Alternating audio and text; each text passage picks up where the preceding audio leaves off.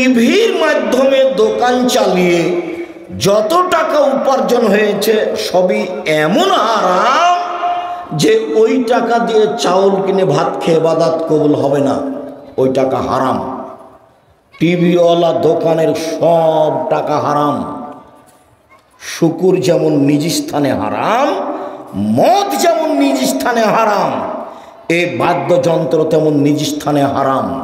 তার কারণে আমি মহিলাদেরকে বলি যে স্বামীর কাছে কোনো অভিমান করবেন না। অভিমান নেই। অভিমান কি জিনিস? ও আমাকে একদিনও নাটোরের রাজবাড়ি দেখতে নিয়ে গেলেন না, এই যে অভিমান। অভিমান কি জিনিস? আমাকে একবার স্বপ্নপুরী দিনাজপুরে নিয়ে গেল না। অভিমান কি জিনিস? আমাকে মোটা কাপড় দিয়া সবসময় দিলা, চিকন দিলা না। তো যখনই অভিমান করে তখনই শয়তান সুযোগ পায়। সুযোগ পায় আর ওকে বলে, দেখলি দেখলি তোর স্বামী কোনো কথাই মানে না, দেখলি তোর স্বামী কিছুই দেয় না, থাকিস না, এই সংসারে থাকিস না। ও শয়তান বলে। তখন একদিন মন খারাপ করে বলে, তুমি আমার কোনো কথাই শোনো না, তোমার সাথে আমি থাকবো না, থাকবো না আমি তোমার সাথে। তখনও বলছে থাকবি না তো যাও, থাকবি না তো যাও। তো বলছে তাহলে তুমি তালাক দিয়ে দাও, তুমি তালাক দিয়ে দাও, তোমার সাথে একদিনও থাকবো না, তালাক দিয়ে দাও। এগুলো কে করাচ্ছে বলেন তো? শয়তান। তো ঠিক আছে তোকে তালাক দিলাম, যা, 1 তালাক 100 তালাক 1000 তালাক, যা তুই চলে যাও। যেমন 100 তালাক 1000 তালাক বলেছে তেমন শয়তান আর নাই, চলে গেছে। তখন বলছে ইন্না লিল্লাহি ওয়া ইন্না ইলাইহি। বউ ছেলে মেয়ে 3টে আছে, যে 3টে যে ছেলে মেয়ে এখন বুদ্ধি, ইন্না লিল্লাহ। ছেলে মেয়ে যে 2টা এখন বুদ্ধি, কি করা যায়? তো বলছে যে পাশে মাওলানাকে জিজ্ঞাসা করো কি করা যায়। তো মাওলানা সাহেব বলেছে 1 রাতের জন্য বিবাহ দিতে। 1 রাতের জন্য। এই ছেলে মুখ বন্ধ রাখো, মুখে কথা বলো কেন? 1 রাতের জন্য বিবাহ দিতে হবে। তখন আবার বলছে ইন্না লিল্লাহি ওয়া ইন্না ইলাইহি। এগিয়ে আবার কথা। এখন কিন্তু আর শয়তান নেই, ও গেছে। মহিলারা কিভাবে সংসারে থাকবে? এইভাবে। কিভাবে? এইভাবে। আমি নাটোরের গ্রামের মেয়ে, লবণ ভাতেই খুশি। আমি তুমি যেভাবে রাখবে আমি তাতেই খুশি।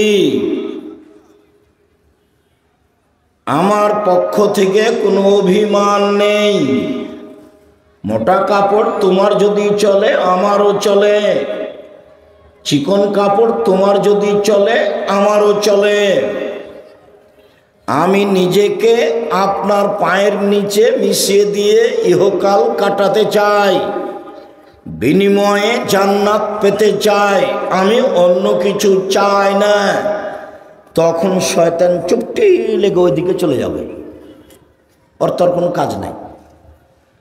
ও তো নিরাশা হয়ে এসেছে ইহুদিদের কাছ থেকে, ইহুদিদের কাছে তার কোনো কাজ নেই। ও জানে যে ওরা জাহান্নামে যাবে। ওর কোনো কাজ নাই খ্রিস্টানদের কাছে, ও জানে যে খ্রিস্টান জাহান্নামে যাবে। ও ফিরে এসেছে হিন্দুদের কাছ থেকে, ও জানে যে হিন্দুরা জাহান্নামে যাবে। ও ফিরে এসেছে কাদিয়ানি শিয়াদের কাছ থেকে, ও জানে যে কাদিয়ানি শিয়ারা জাহান্নামে যাবে। আবার অনেকগুলো স্কুল কলেজ প্রতিষ্ঠান থেকে চলে এসেছে। কেন? ও যেটা চাই সেটা ওরাই তো করছে। এখন এসেছে আপনার মতো মানুষ যারা 5 ওয়াক্ত সালাত আদায় করতে চায়, হালাল রুজি উপার্জন করতে চায়, যারা মহিলারা একটু বোরকা পরে থাকতে চায়, স্বামীর সাথে ভালো চলতে চায়। এখন এদের ব্যাপারে বলছে তোমার সম্মানের কসম, তোমার ইজ্জতের কসম, তোমার ইবাদত করে আদমের ছেলে মেয়ে জান্নাতে কিভাবে যায় তা আমি দেখে ছেড়ে দিব। যতদিন পর্যন্ত তার দেহে শ্বাস আছে, আদমের ছেলে মেয়ের দেহে যতদিন শ্বাস আছে আমি তাকে ভুল পথে নিয়ে যাব যাব যাব। তোমার সম্মানের কসম, তোমার মর্যাদার কসম। এখন আল্লাহ যদি বলতেন যে পারবি না তাহলে হতো। এখন আল্লাহ বলছেন আমার সম্মানের কসম, আমার মর্যাদার কসম, আমার ইজ্জতের কসম, যতবার আদমের ছেলে মেয়ে আমাকে বলবে ভুল হয়েছে ততবার ক্ষমা করে দেব। আল্লাহ তাআলা ওই দিকে গেলেন না, এই দিকে আসলেন। ওই দিকে যদি যেতেন, আচ্ছা ঠিক আছে যা দেখবো আমি, তাহলে ভালো হতো। কিন্তু ওইদিকে গেলেন কি, আচ্ছা আচ্ছা ঠিক আছে যা, তুই আমার ইজ্জতের কসম, আমার সম্মানের কসম, আমার মর্যাদার কসম, ও ইজ্জতি ও জালালি ও ইত্তেফায়ে মাকানি, আমার উচ্চ মর্যাদার কসম করে বলছি, আদমের ছেলে মেয়ে যতবার আমার কাছে ক্ষমা চাইবে ততবার ক্ষমা করে দেব। এই জন্য আস্তাগফিরুল্লাহ ওয়া আতুবু ইলাইহি বাক্যটা মানে নিজের গতির মধ্যে নিয়ে আসতে হবে। গতি, শ্বাস যেমন এমনি আসে আর যায়, আপনাকে ভাবা লাগে না।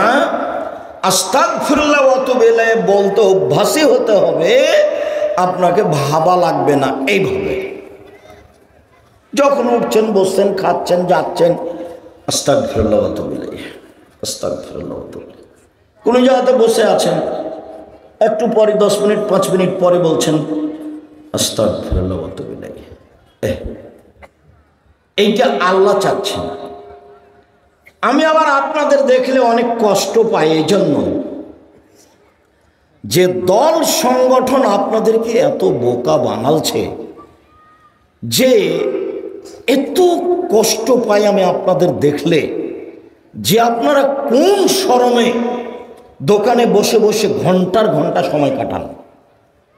দোকানদার ল্যাংটা মেয়ে দিয়ে টিভি চালু করে দিয়েছে।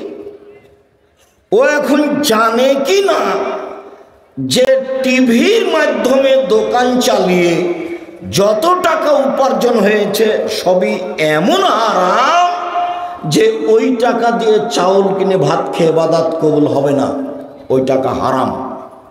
টিভিওয়ালা দোকানের সব টাকা হারাম। শুকুর যেমন নিজ স্থানে হারাম, মদ যেমন নিজ স্থানে হারাম, এই বাদ্যযন্ত্র তেমন নিজ স্থানে হারাম।